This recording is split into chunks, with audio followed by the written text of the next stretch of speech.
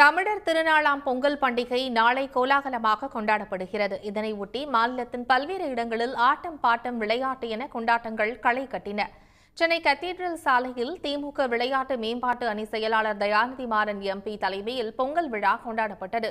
1000 பேருக்கு சேலை, வேட்டி, கரும்பு மற்றும் கேலண்டர் அடங்கிய பொங்கல் பரிசு வழங்கப்பட்டது. பின்னர் விழாவில் பேசிய தயாநிதி மாறன் அடிமட்ட அளவில் சென்று திண்ணை பிரச்சாரம் மேற்கொள்ளுமாறு தொண்டர்களை கேட்டுக் கொண்டார். தாம்பரம் பெரும்பாக்கத்தில் நகர்ப்புற வாழ்விட மேம்பாட்டு வாரிய குடியிருப்பு பகுதியில் சமத்துவ பொங்கல் விழா கொண்டாடப்பட்டது. இதில் தாம்பரம் காவல் ஆணையாளர் அபின் தினேஷ் மோதக் கலந்து கொண்டார்.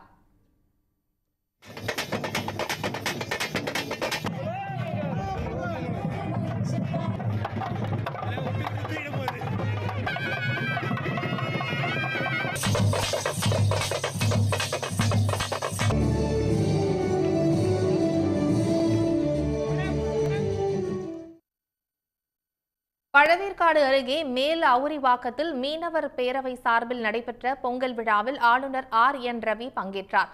விழாவில் முதலில் தேசிய கீதமும் பின்னர் தமிழ் தாய் வாழ்த்தும் பாடப்பட்டது. விழாவின் இறுதியிலும் தேசிய கீதம் பாடப்பட்டது. ஆளுநர் கிளம்பிச் சென்றதும் பெண்கள் உற்சாகமாக நடனமாடினர்.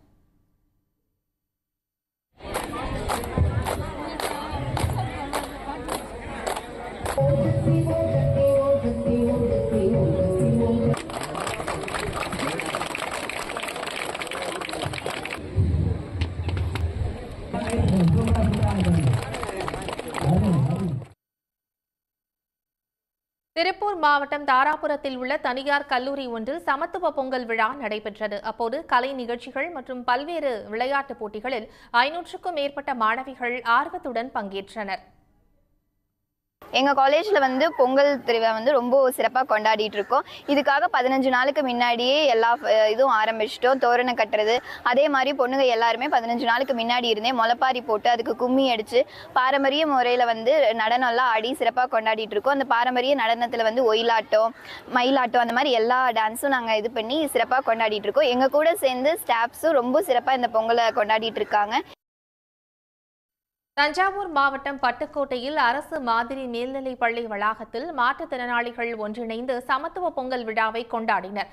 அவர்கள் பல்வேறு விளையாட்டுப் போட்டிகளிலும் பங்கேற்று அசத்தினர்.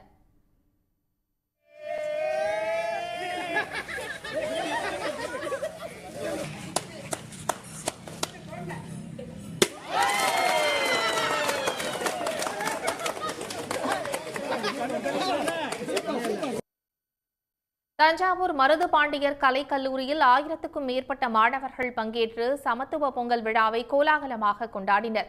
பின்னர் நடைபெற்ற நாட்டுப்புற கலை நிகழ்ச்சிகளில் மாணவ மாணவிகள் பங்கேற்றனர்.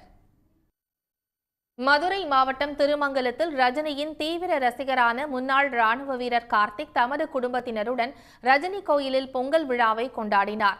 ரஜினியின் முழு உருவச்சிலைக்கு அபிஷேகம் செய்து பொங்கலிட்டு மகிழ்ந்தனர்.